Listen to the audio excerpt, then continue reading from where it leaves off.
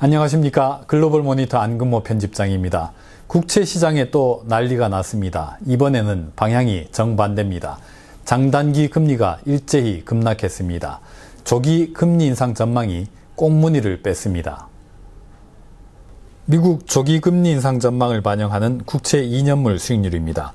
뉴욕 시간 오전 8시 추락을 시작합니다. 잠시 주춤한 뒤에 다시 낙폭을 확대합니다. 한때 낙폭이 7.5bp에 달하면서 0.4% 선이 무너지기도 했습니다. 미국 국채 2년물 수익률의 최근 1년간 흐름입니다.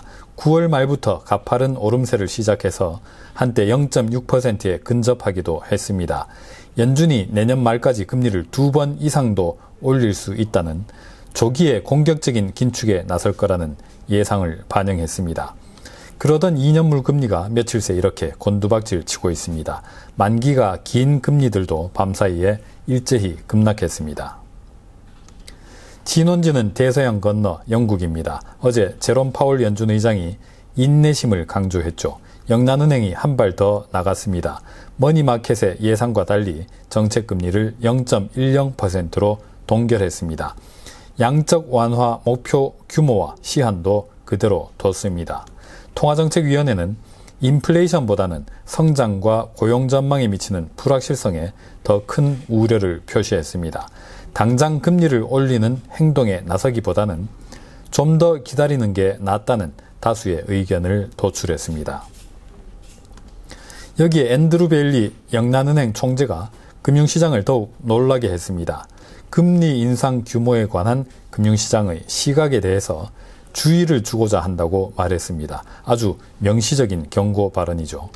금융시장이 예상하는 것처럼 금리를 그렇게 많이 올려버리면 실업이 크게 늘어나서 인플레이션이 목표 밑으로 떨어져 버리게 된다고 말했습니다.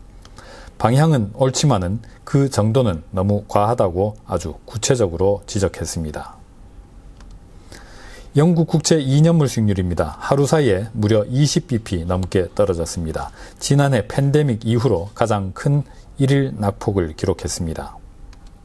영국 국채 5년물 수익률입니다.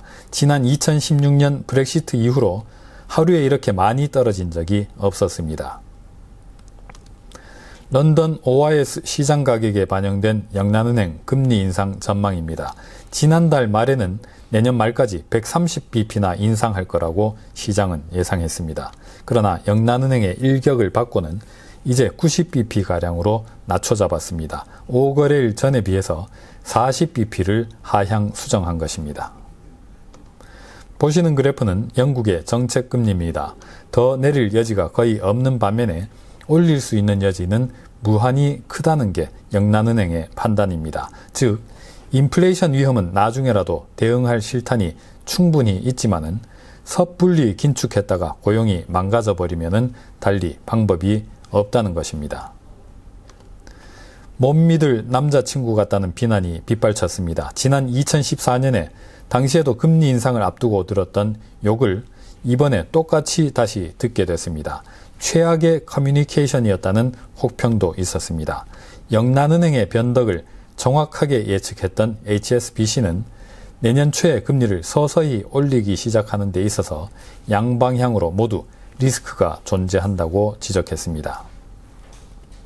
유럽과 호주, 미국에 이은 영국 중앙은행의 조심스러운 태도는 금리를 다시 올린다는 것이 얼마나 어려운 일인지를 잘 보여줍니다.